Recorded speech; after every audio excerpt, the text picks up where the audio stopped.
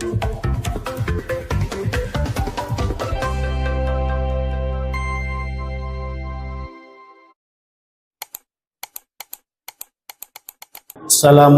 warahmatullahi wabarakatuh. Alhamdulillahirabbil alamin, arrahmanir rahim, maliki yaumiddin. Wa asyhadu an la ilaha illallah wahdahu la syarikalah, syahadatan narju bihan najata yaumiddin. Wa asyhadu anna sayyidana Muhammadan abduhu wa rasuluhu khairul khalqi ajma'in. Allahumma shalli wa sallim ala imamil muttaqin wa qudwatil amilin wa sirajil mu'minin habibi rabbil alamin habibina wa syafi'ina wa maulana sayyidina Muhammad sallallahu alaihi wasallam wa ala alihi al-mutahharin wa ashabihi at-tayyibin wa tabi'ina lahum bi ihsanin ila yaumiddin, amma ba'du.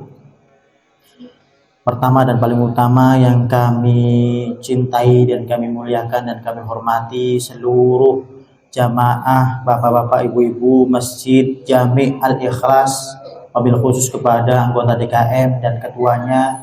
Semoga Allah Subhanahu wa taala menjadikan kita semua hamba-hamba yang senantiasa taat istiqomah kepadanya, amin ya rabbal alamin. Baik Bapak Ibu yang dimuliakan Allah Subhanahu wa taala, insyaallah malam hari ini dengan singkat padat kita akan membahas fikih kurban. Karena sebentar lagi akan datang hari raya kurban. Kita saat ini Bapak sudah berada di tanggal 3 Dzulhijjah. Artinya sudah disunahkan untuk kita berpuasa dari tanggal 1 sampai tanggal 9 Dzulhijjah. Dan paling puncaknya nanti kita itu disunahkan puasa di tanggal 9 Dzulhijjah yang insya Allah jatuhnya pada tanggal 5 Juni. 5 Juni. Disunahkan kalau kita tidak bisa puasa dari sekarang, paling puncaknya puasa di tanggal 9 Dzulhijjah yang jatuh insya Allah pada tanggal 5 Juni hari Kamis. Karena apa? Ada janji dari Nabi Muhammad SAW akan diampuni dosa-dosa kita di tahun ini dan dosa kita di tahun depan. 2 tahun dosa kita diampuni oleh Allah Subhanahu wa taala. Tapi pastinya dosanya adalah dosa-dosa kecil. Adapun dosa besar butuh pengampunan dengan taubat kepada Allah Subhanahu wa taala. Bapak Ibu yang dimuliakan Allah Subhanahu wa taala.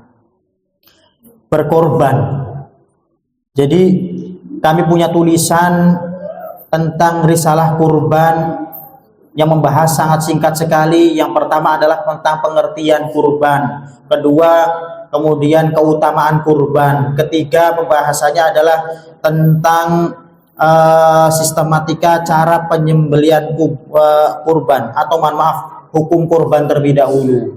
Kemudian tata cara menyembelih hewan kurban. Kemudian yang kelima pembahasannya adalah tentang sunnah-sunnah pada kurban. Kemudian yang keenam adalah masalah-masalah urgent problematika di masyarakat tentang kurban. Ini poin-poinnya Bapak. Karena waktunya sangat sempit, kita akan langsung membahas apa itu definisi kurban. Kurban itu Bapak Ibu, ma yudbahu minan na'mi taqarruban ilallahi subhanahu wa ta'ala yaumal idi wa ayyami tasyriki.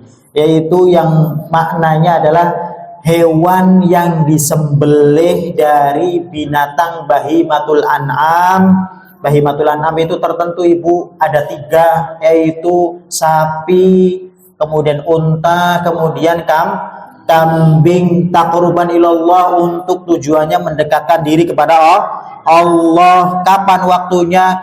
Yaumal idi, di hari raya Idul Adha, wa ayyamat tasyriki, kemudian 3 hari setelah Idul Adha. Maknanya apa? Berarti waktu kurban itu Bapak Ibu selain ditentukan hewannya, ditentukan juga waktunya. 4 hari Pak Bu waktunya. Hari Idul Adha, kemudian 3 hari setelahnya. Ini pengertian tentang apa kurban ya Bapak Ibu. Jadi di saat kita sudah menjelang hari raya, kita harus paham ilmu fikih tentang hewan kurban. Kemudian faedahnya apa, keutamaannya?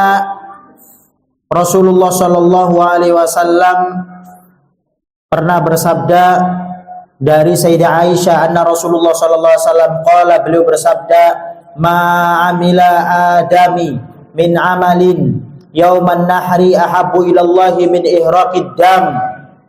Tidak ada amalan bagi anak cucu Adam yang lebih mulia di hari Idul Adha, yang lebih aku cintai, melebihi dari menyembelih hewan kurban. Fa innaha la ta'ti yaumal qiyamati bi quruniha wa syariha wa dlafiha. Karena hewan yang disembelih itu ibu bapak akan datang di hari kiamat lengkap dengan tanduknya, dengan rambutnya, dengan kukunya, dengan semua anggota tubuh hewan tersebut akan datang kepada kita. Itu. Dan tidaklah jatuh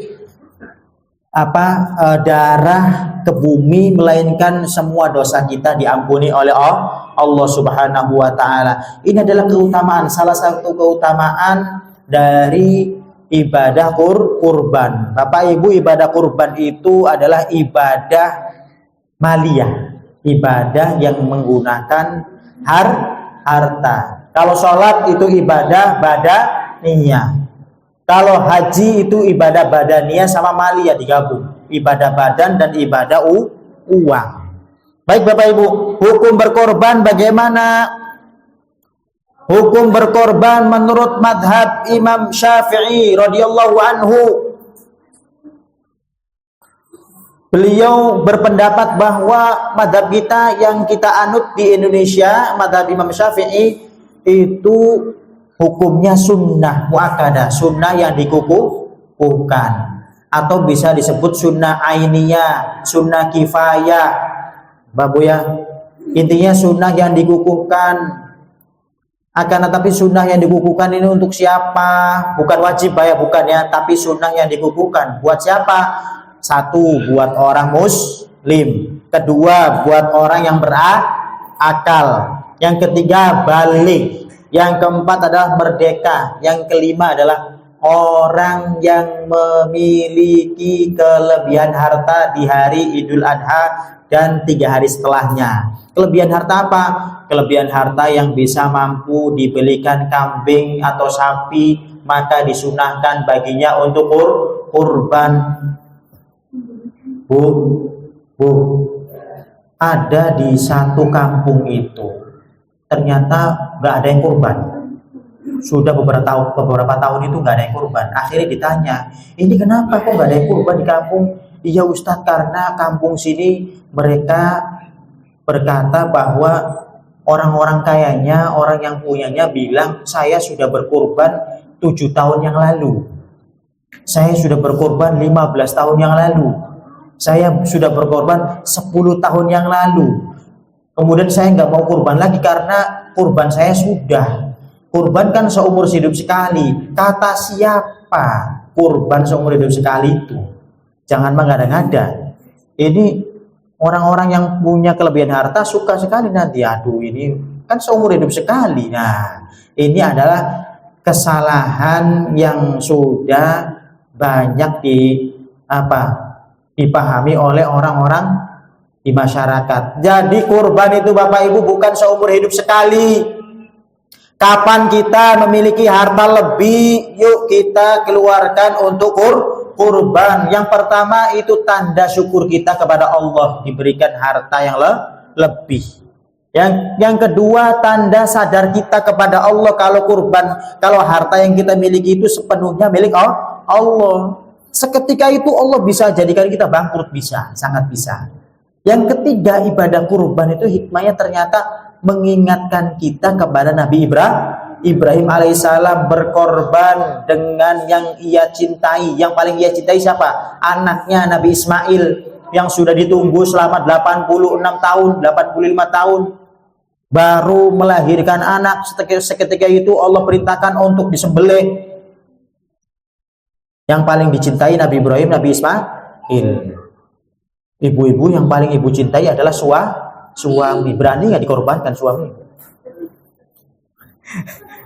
Ya nggak berani ya Pak ya. Jangan disamakan dengan Nabi Ibrahim. Waduh.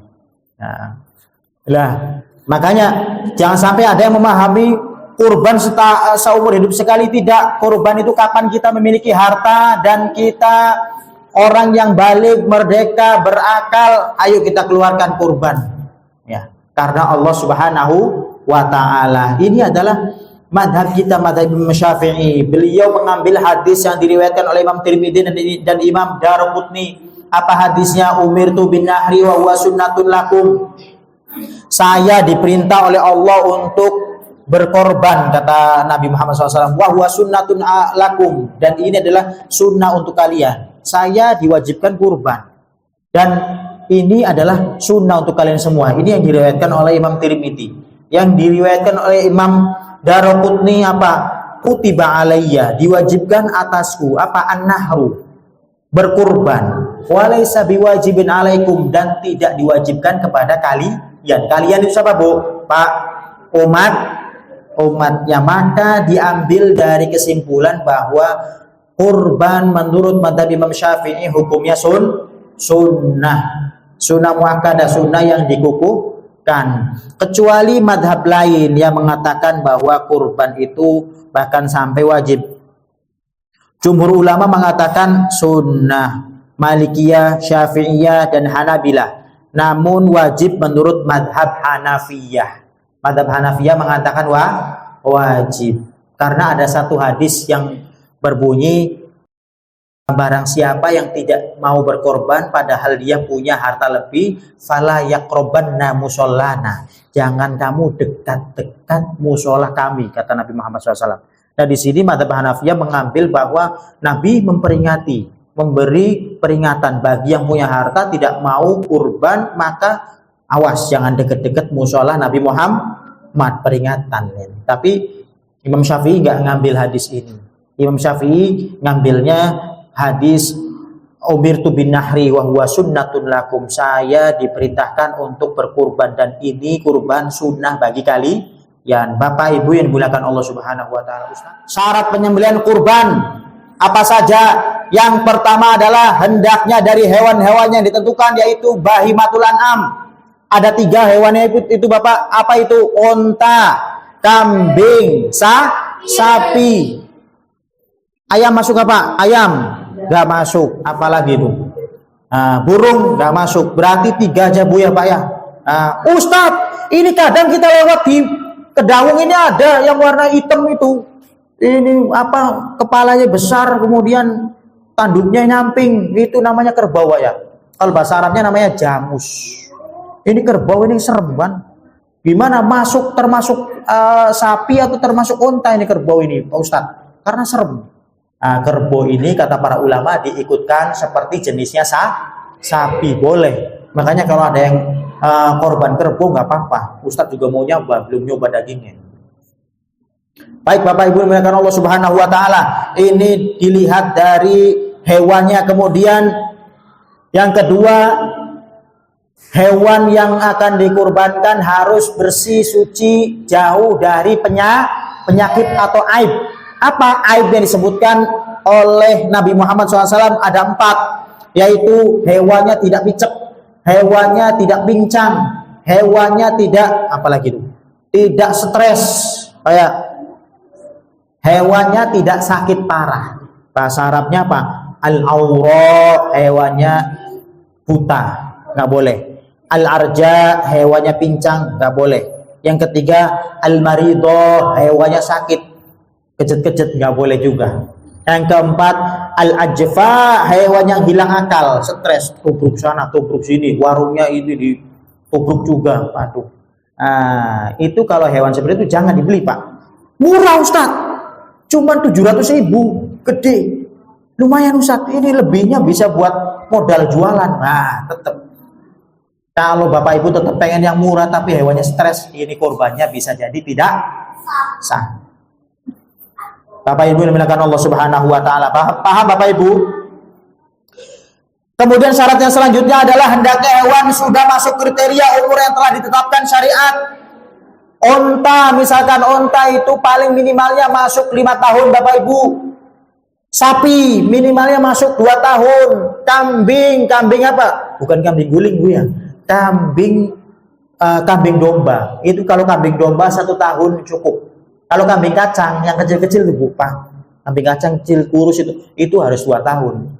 Tapi permasalahannya Ustadz, kalau ada ternyata sapi umurnya 1,5 tahun, cuman ini gede sekali karena dia makannya itu nggak tahu makannya pakai apa gitu kan.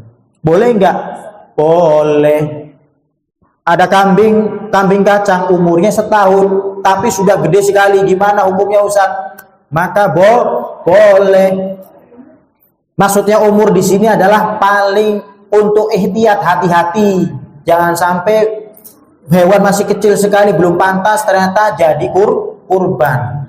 Tapi kalau ada hewan yang belum masuk kriteria umur ini ternyata sudah besar dagingnya Pak, maka tetap boleh jadikan hewan kurban. Bapak Ibu yang dimuliakan Allah Subhanahu wa taala.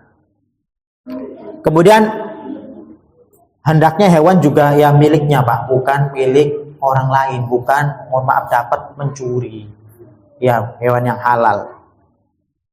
Kemudian penyembelihannya kapan Ustadz? Hendaknya penyembelihannya dilakukan di hari raya Idul Adha, setelah sholat Id atau sebelum sholat Id? Setelah sholat Id. Kalau dilakukan sebelum sholat Id maka tidak sah. Ustadz, kalau sehari setelah sholat Id, yaitu hari tasyrik 3 hari Pak ya. Nah, sehari setelah Idul Adha boleh nggak? Boleh. 2 hari setelah Idul Adha nyembelihnya boleh nggak? Boleh. 3 hari setelahnya boleh nggak? Boleh. Jadi jangan nyangka, duh ini di Masjid Al-Ikhlas masih ada 3 kambing katanya. Sembelih kapan? Ya santai saja. Yang penting masih di hari tasyrik boleh. Ustaz, boleh nggak nyembelih malam? Kalau menurut madhab Imam Syafi'i hukumnya makruh. Kalau menurut madhab lain bahkan ada yang mengatakan nggak sah. Kenapa makruh Pak Bu? Karena malam-malam orang pada istirahat. Ngapain kita malah sibuk nyembelih kambingannya? Jadi disunahkannya siang Bapak Ibu. Tapi menggunakan Allah Subhanahu wa taala, bagaimana Ustaz? Pengennya kita langsung bisa real. Gimana nyembelih itu? Ada kambingnya nggak Bu? Kambingnya ada nggak bisa dipinjam gitu bawa ke sini gitu ya? Atau ini adik-adik yang berubah dari kambing dulu bentar gitu. Pak, Bu, intinya kambingnya digeret bawa ke sini, kemudian dirubuhkan ke kiri ya Bu ya. Jangan ke kanan, dirubuhkan ke kiri. Dihadapkan ke kiblat. Kiblatnya mana ini ya?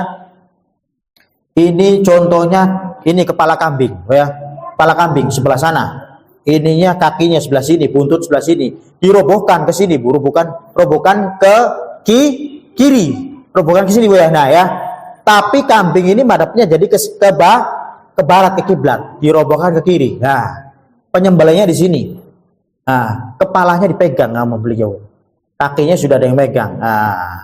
Nah, tinggal nanti bismillahi Allahumma, ya sebelum bismillahi takbir dulu Pak ya. Takbir dulu, sholawat Allahu Akbar, Allahu Akbar, Allahu Akbar. Ya, takbir 3 kali, kemudian sholawat Allahumma sholli ala sayyidina Muhammad, Allahumma sholli ala sayyidina Muhammad wa ala ali sayyidina Muhammad. Terus bismillahi Allahumma hadhihi minka wa ilaika taqabbal minni. Taqabbal minni. Atau kalau itu buat Bapak misalkan Bapak Haji fulan, Allahumma hadhihi minka wa ilaika fataqabbal min haji. Siapa sebutin gitu Pak ya. Nah, seperti itu. Langsung sembelih bismillahirrahmanirrahim, Allahu Akbar. Loh Ustaz, kenapa pakai bismillah nggak dilanjutkan bismillahi kan gitu? Karena kalau nyebutin Ar-Rahman Ar-Rahim itu adalah sifat kasih sayangnya Allah. Ar-Rahman maha kasih, Ar-Rahim maha penyayang. Kalau nyembelih kira-kira kasih sayang nggak Pak? Kasih sayang nggak nyembelih? Ya enggak lah, nyembelih deh. Makanya disunahkan nyebutnya cuman bismillah. Bismillah ya, Allahu Akbar. Baik Ustadz, repot ini niati bahasa Arab. Sudah nggak usah niat-niatan itu, langsung Allahu Akbar gitu aja. Baca bismillah gimana Ustadz, wajib nggak? Nggak wajib. Dalam madhab kita, madhab Imam Syafi'i, baca bismillah juga nggak nggak wajib. Jadi yang penting yang membuat sah penyembelihan kurban itu Bapak Ibu, yang penting penyembelihannya, tukang sembelihnya orang Muslim, orang Islam. Kalau tidak orang Islam, boleh orang yang beragama Samawiyah. Apa Samawiyah itu Pak? Orang beragama Nasrani atau apa namanya, Yahudi. Buddha boleh nggak? Nggak boleh Buddha. Apalagi itu Pak? Konghucu boleh nggak? Nggak boleh Konghucu. Karena bukan dari agama langit, agama yang orisinil dari Allah turunnya. Walaupun sekarang banyak perubahan-perubahan Pak ya. Jadi penyembelih itu syaratnya orang Islam, atau kalau nggak ada orang Islam, orang Nasrani atau Yahudi. Tapi ngapain kalau kita nggak bisa nyembelih? Kok disembelih orang-orang non Muslim tuh? Orang Islam banyak yang bisa nyembelih kok. Cuman catatannya Ibu Bapak, itu bagi laki-laki kalau kurban Bapak disunahkan nyembelih sendiri. Tapi kan Bapak-bapak kadang tampilannya serem gitu ya. Tapi kalau suruh nyembelih takut gitu. Ya Pak ya, ada di sini. Nyembelih takut, tapi kalau tampil gitu. Wah ya. Tapi nyembelih takut gitu kan. Ya sudah, kalau begitu diwakilkan Ibu Bapak, diwakilkan ke siapa? Ke orang yang paham cara menyembelih. Dan mohon maaf kalau diwakilkan, tolong cari orang yang taat kepada Allah. Sholatnya benar, ibadahnya benar gitu. Ya lebih afdol, lebih bagus. Ustadz, kalau tukang nyembelihnya orang gak sholat, orang fasik, gimana sah atau tidak? Ini pertanyaan yang sering berulang-ulang Bapak Ibu. Yang nyembelihnya orang yang gak jelas sholat apa enggak, gimana hukumnya? Bu, Pak, sah tidak Bu Pak? Yang nyembelih orangnya nggak sholat, tetap kurbannya sah, karena syaratnya orang yang nyembelih adalah orang beragama Islam atau beragama Samawi. Seperti itu Bapak. Ustadz, kalau disembelih itu emang cuman gerak itu cuman terus selesai gitu tak? Enggak, harus dipastikan ada 2 urat yang terputus. Ada 2 urat yang terputus Bu. Urat apa? Yang pertama adalah urat mari. Ya, mari. Mari itu apa? Saluran untuk makan. Yang kedua ada hulkum. Hulkum saluran untuk bernapas. Cukup 2. Saluran napas sama saluran makan ini kalau sudah terputus cukup sudah. Madhab kita madhab Imam Syafi'i. Kalau madhab lain mengatakan harus wadijan, juga harus potong. Apa wadijan itu? Wadijan itu 2 urat yang urat tersebut mengandung darah. Tekanan darah dari kepala ke anggota tubuh. Jadi 2 urat itu harus terputus karena kata madhab lain. Tapi madhab Imam Syafi'i cukup. Yang penting urat saluran makan sama saluran nafas. Karena saluran nafas sama makan kalau sudah terputus ya sudah mati hewan itu Pak. Bapak Ibu dimuliakan Allah Subhanahu wa taala. Kemudian pembagian hewan kurban ini seperti apa Ustadz? Nah, Ibu Bapak yang dimuliakan Allah Subhanahu wa taala. Kadang ada tidak, kalau ada yang kurban baru disembelih, kurbannya ada 10, baru yang disembelih 3. Para panitia sudah ngambil 5 kilo, 10 kilo. Buat apa? Buat sarapan pagi Ustadz. Tim ini kalau nggak dikasih sarapan pagi lemas semuanya. Pada pingsan, kadang pada kabur katanya. Bawa daging ke rumahnya. Jadi tim ini mau nggak mau harus dimasakkan daging kurban. Berapa ngambilnya? 5 kilo. Karena panitia cuma 20. 5 kilo cukup gitu buat bikin sop sayur asem. Ada dagingnya situ. Pembagiannya boleh nggak? Ini belum dibagi, belum apa, panitia kok sudah ngambil untuk sarapan pagi katanya. Kalau lontong doang sama kerupuk nggak masuk, nggak mau kerja. Ya sudah, kalau begitu kewajiban para panitia kurban untuk menanyakan, meminta izin kepada yang berkorban. Bapak, namanya bapak siapa? Bapak Fulan ya. Bapak Fulan, bapak kan sekarang kurban kambing ya. Bapak nanti diambil 3 kilo ya dari kambingnya, izin nih untuk sarapannya para panitia. Gitu biar halal. Karena ini belum dibagi, belum apa, haknya siapa, ambil comot-comot saja, bisa jadi haram yang dimakan itu. Ya Pak ya. Yang sapi juga, sapi punya 7 orang. Misalkan ada yang mewakili dari keluarganya, izin. Jangan asal ambil-ambil saja. Nah, kemudian makanya pembagian daging. Kemudian Ustadz, untuk orang yang nyembelih gimana? Ustadz yang nyembelih atau siapa yang nyembelih, orang yang paham. Lah, biasanya dikasih kepala sapi Ustadz. Biasa ada nggak Pak? Ada. Biasanya dikasih kepala kambing Ustadz. Nah, yang nyembelih atau yang apa ya namanya, meneteli itu Pak? Teteli Pak ya? Yang meneteli atau yang nyembelih, nggak boleh hewan korban, daging korban dijadikan upah. Nggak boleh Pak ya? Bedakan antara upah. Tapi kalau diberi tukang sembelih itu kepala atau kulit sebagai hadiah, maka boleh. Ustadz, apa bedanya hadiah dan upah? Kalau hadiah dikasih alhamdulillah Pak, alhamdulillah, itu namanya hadiah. Kalau upah nggak dikasih gimana Bu? Kayak nggak bisa senyum. Ya Bu ya, karena upahnya nggak dikasih. Makanya kalau upah jangan dari daging kurban, dari keuangan panitia, gitu kan. Kalau upah, kalau hadiah silahkan dari daging kurban, hadiah nggak apa-apa, sodako, gitu. Bapak Ibu yang dimuliakan Allah Subhanahu Wa Taala. Baik, pembagian daging kurban. Sebelum kita membagikan ke masyarakat, Bapak Ibu kita harus tahu kurban itu ada 2, ada kurban wajib, ada kurban sunnah. Apa kurban wajib itu? Kurban wajib adalah di saat ada orang yang bernadar. Saya kalau tahun ini sembuh dari sakit, saya bernadar ingin berkurban. Wah, maka kurbannya dia hukumnya wajib. Anak saya tahun ini kalau lulus pondok pesantren, saya akan berkurban. Wah, ini menjadi korban wajib. Saya jadikan kambing saya yang ini nih.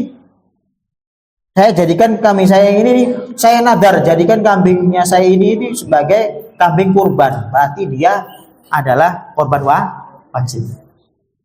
Bu, Pak, kalau korban wajib ini, maka kalau korbannya sudah wajib, Pak, itu orang yang berkorban tidak boleh makan daging kurban, tidak boleh mengambil daging kurban, biarpun sedikit, dan tidak boleh baginya mengambil manfaat daging kurban. Apa itu manfaat daging kurban Ustadz? Manfaat itu mungkin ngambil kulitnya buat bikin sendal, mungkin ngambil tulang tanduknya, sungunya untuk variasi di rumah, nakutin suaminya, bisa Pak Bu. Itu ngambil manfaatnya, ngambil tulang kurbannya mungkin Bu. Buat apa? Buat di rumah. Nggak boleh ngambil sedikit pun, baik untuk mengkonsumsi atau untuk apa selainnya, kalau kurbannya korban wajib. Tapi Ustadz, bagaimana kalau korban sunnah? Kalau korbannya korban sunnah, korban suka-suka, maka cara membaginya ada 3 pembagian. Yang pertama adalah menyerahkan semua daging korbannya, tapi tetap disunahkan ngambil sedikit yang berkorban, dan disunahkan ngambilnya itu hati, sebagaimana yang dilakukan Nabi Muhammad. Hati Bu. Hati di sini Bu ya. Nah, yang kedua adalah cara yang kedua membagi daging kurban. Yang pertama 1/3 untuk yang berkorban, kemudian 2/3 diambil diserahkan untuk diinfakkan kepada kaum muslimin. Ada cara yang ketiga Pak. Cara yang ketiga 1/3 buat yang berkorban, 1/3 lagi diinfakkan buat masyarakat sekitar, 1/3 lagi buat hadiah. Hadiah. Menghadiahkan siapa gitu kan. Hadiah. Kalau ada orang pelit, saya mau berkorban ya, tapi buat keluarga aja sendiri. Buat keluarga sendiri. Nah, wajib bagi dia untuk mengeluarkan sedikit daging korbannya, 5 kilo atau 7 kilo, 10 kilo, berapa dikeluarkan untuk sodako kepada orang lain. Jangan sampai pelit begitu. Bapak Ibu yang dimuliakan Allah Subhanahu Wa Ta'ala. Nah, ini adalah sudah mencakup tentang pembagian daging kurban. Kemudian sunah-sunah kurban apa Ustadz? Sunnah-sunnah kurban banyak disebutkan, yang sudah kami tulis ada di antaranya 12. Yang pertama adalah hendaknya bagi yang kurban, jangan sampai yang hendak berkurban nanti hari raya, hendaknya tidak memotong rambutnya dan kukunya. Sekarang ibu bapak, kalau ibu bapak sekarang mau kurban, disunahkan dari sekarang tidak motong kuku, tidak motong rambut. Rambut apa? Semua rambut. Rambut kepala, rambut kumis, rambut jenggot, dan rambut lainnya. Sampai kapan? Sampai setelah disembelih daging kurban, ya, hewan kurban, ya. Tapi ini hukumnya sunnah. Sunnah itu kalau dikerjakan dapat pahala, kalau ditinggalkan tidak dapat dosa. Ada suaminya ibu-ibu tuh karena dengar ceramah ini ya, akhirnya kukunya nggak mau dipotong. Padahal kukunya panjang-panjang, serem, hitam banyak tanahnya. Sampai istrinya nggak suka, marah-marah terus, uring-uringan gara-gara kukunya panjang-panjang jelek gitu. Maka mending dipotong atau mending biarkan, Bu? Bu, mending dipotong daripada bikin ibu kesel kan, Bu ya. Nah, karena hukumnya sunnah. Bahkan kuku kalau nggak dipotong dan kotor itu bisa menimbulkan penyakit, ada kuman di situ. Apa yang dimuliakan Allah Subhanahu wa taala. Kemudian bagi laki-laki disunahkan nyembelih sendiri, bagi perempuan disunahkan diwakilkan. Kemudian sunnahnya juga hendaknya membaca basmalah. Ya, bismillah. Tidak lanjutkan ar-Rahmanir-Rahim, bismillah aja, Pak. Kemudian membaca sholawat, kemudian membaca takbir, kemudian membaca doa Allahumma hadhihi minka wa ilaika fataqabbal minni. Baik, mari kita tutup dengan doa. Bismillahirrahmanirrahim. Hamda syakirin hamdan naimin hamda yuafi ni'mahu wa yukafiru mazida. Ya Rabbana lakal hamdu kama yanbaghi li jalali wajhika wa 'azimi sultanika. Allahumma shalli ala sayyidina Muhammad wa ala ali sayyidina Muhammad. Allahumma arhamna wa la tu'adzibna wa ansurna wa la tahrimna wa afina wa la tu'minna wa akrimna wa la tuhina wa athirna wa la tu'thir alaina innaka ala kulli syai'in qadir. Allahumma inna du'afa faqawina wa inna ila fa'asana wa inna al-fawra fa'ina. Allahumma fina bihalalika haramika wa abina bi fadlika amma siwaka. Aslika tabayyana wa alifana qulubina wa hdina subul salam wa nafsina min al-zulumati ila nur wa jidna al-fawahisha ma dhahara minha wa ma batana. Barik lana fi asma'ina wa absarina wa qulubina wa zawjina wa dhurriyyatina wa tub 'alaina innaka antal wahhab. Ij'alna minasyakirin wa limatika al-mutirin biha 'alaika wa bihi fatimha 'alaina innaka 'ala kulli syai'in qadir. Rabbana atina fid dunya hasanah wa fil akhirati hasanah wa qina adzabannar. Wa sallallahu ala sayyidina Muhammadin wa ala alihi wasallam. Walhamdulillahi rabbil alamin. Sirril asraril Fatihah. Bismillahirrahmanirrahim. Alhamdulillahirabbil alamin arrahmanirrahim. Baik, terima kasih. Mohon doanya selalu Ibu Bapak. Wabillahi taufiq wal hidayah wa ridwan. Wassalamualaikum warahmatullahi wabarakatuh.